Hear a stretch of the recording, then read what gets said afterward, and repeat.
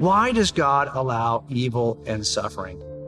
Boy, I can't tell you how many times I've been asked by victim families why this horrific crime occurred to this person they loved, especially when you work in homicides, especially when you work in the homicides involving children. It's difficult to answer. I don't think the answer can be done briefly. I don't think the answer is kind of like a silver bullet answer where I can just give you 140 characters and we'll call this a day. I don't think it can be done that quickly, especially when a lot of times what we need when we suffer evil is not to have an intellectual answer, but to have an emotional, relational response. There are times when people need to be held through crisis and not kind of given the sterile intellectual answer. But let me just offer some things to think about briefly to inoculate you in case you suffer evil, because I'll tell you one thing, thinking clearly about evil before it happens to you can have its advantages. Even if after it's happened to you, it may not feel all that helpful.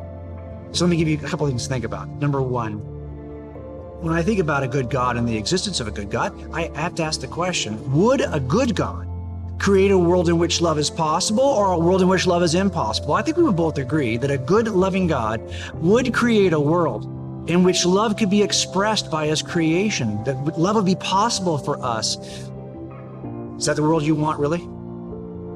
Because it turns out that there's something God has to give us first before we can truly love, and it's a dangerous thing. If God's going to create a world in which love is possible, He has to first create the world in which free agency exists, free will exists. That's the scary, dangerous thing, right? Because that means we'd have to have true freedom. I'll just tell you this. Love that is not offered freely is not really love. I mean, you could program your toys to love you or say they love you. That does not mean they love you. It's a part of the programming. If you want true love to be offered in your direction, you're going to have to open up the possibility for the opposite. The freedom to hate has to be a reality in a world in which love is going to be possible. So when we say that God is loving and good and would create a world in which love is possible, that means we have to embrace a world in which people still have the ability to hate, to do evil. Now look, a good God would not throw that knife at you, freedom, and not tell you how to catch it by the handle of the blade. A good God would give you this crazy, dangerous thing called free agency, but would also give you the instruction manual so that you will not abuse the crazy thing called free agency. He'd give you crazy free agency and plus the directions on how to use it. God has done that for us. Now, there are people who will not read the instruction manual, and they will abuse this thing that God has given us. But that's not because God is not loving or not good. It's because we make choices. And that's why we know when we do offer love, it is genuine. That's the first thing I think we have to keep in mind when we answer this problem of why God would allow any evil to occur in the world. But let me give you something else to think about. Sometimes when I get asked this question, it's not because someone has suffered an evil on the part of another human who has done something to them, but maybe they've suffered this evil because their house was knocked down in a tornado, or a hurricane destroyed part of their city and people they knew died. Evil really attributed to nature rather than to a person. How do you explain that? Why would a good God allow natural evil to occur? There's a couple of things I want you to think about in terms of natural evil. Yes, I think we have to ask that question. Why would God allow this? But a lot of what we claim is natural evil, what we attribute to natural evil, is actually a product of our own free agency. Again, let me tell you what I mean by that. I live in Southern California, okay? We have earthquakes all the time. I can remember as a kid, many of these earthquakes destroyed entire neighborhoods. People died in those earthquakes. And you know what happened? The minute the earthquake stopped, they rebuilt those places right on the exact same fault line. Why? Because, hey, these are nice places to live, right? I mean, some of these have got great ocean views. And yes, it's true the last earthquake killed 20 people, but hey, I'll just build it a little better, right? I'll make it. So we choose to put ourselves back in the very place that we ought to know has got that kind of implicit danger. Some natural evil must be attributed to the free agency of humans, okay? That's part of our solution. But let me just also say this to you. We are not created like a line segment from birth to death, 90 years. Your whole life has to be experienced in 90 years. So you think bad happens to you in that 90 years? That's evil. Really? Well, if the Christian worldview is correct, it's a ray that starts at birth, goes through death, and continues off infinitely in the future. Eternity is ours. Eternity changes everything. Because in every moment, think about when you were a kid, you might have suffered some evil when you were 1 year old, but you don't remember it by the time you were 5. Why? Because 5 years went by and now that's a little blip in your lifeline. Well, if you have 90 terrible years or you suffer some natural disaster, if the Christian view of reality is true, remember your mortal life, every year eternity extends in that direction, your mortal line segment is shorter and shorter compared to eternity.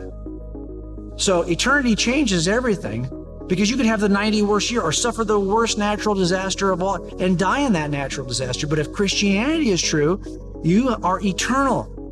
And whatever suffering you experience in this life has to be measured in the context of eternity. But one last thing to say about this. Why are you calling the crime committed against you evil to begin with?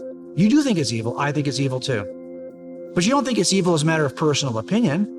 You think it's actually objectively, transcendently evil. It's not a matter of it's not just evil because you don't like it. It's evil because it's evil transcendently by definition. Well, hang on a minute now. I agree with you because look, if evil was just all a matter of personal opinion, you could remove all evil tomorrow by simply changing your opinion. But that's not how it works. You believe that these things are transcendently, objectively evil, but how could that be true unless there is an objective, transcendent standard of righteousness by which you are measuring?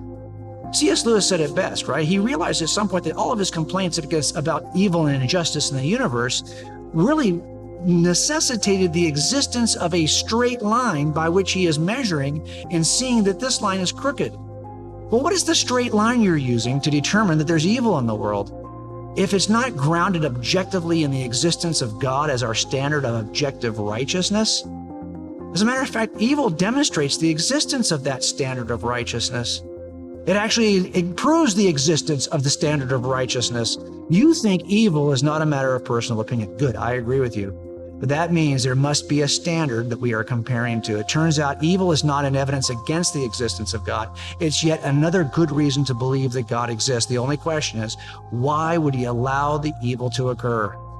Well, he just might do it if the Christian worldview is true and your whole life is not measured by your 90 years. If your life is measured by eternity, we might begin to understand why God would allow us to suffer anything for a better tomorrow. To learn something tomorrow. Oh, but Jim, I've seen people who suffered evil and nothing ever good came of it before they died. Yeah, no kidding, knucklehead. Eternity. He might be trying to achieve something on the other side of the grave. And he allows us to experience that on this side of the grave. That's why eternity, in our view, changes everything.